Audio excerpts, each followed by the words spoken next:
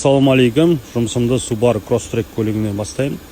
2020 жылғы егілік мотор, 71 мың миль пробегі. Бұл көлігін Forest'ке қарағанда растамошкасы аз шығады. Егілік мотор, асты биік, шағын, өте ыңғайлы көлік. Ішкі келбеті көліктің дизайн бөлек екен.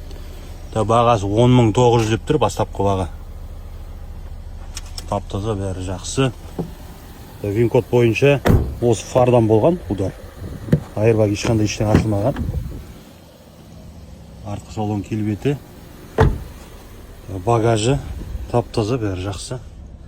Ал осы көлікті өткенде ауылға барғаннан кейін көп адамдар сұрады осы.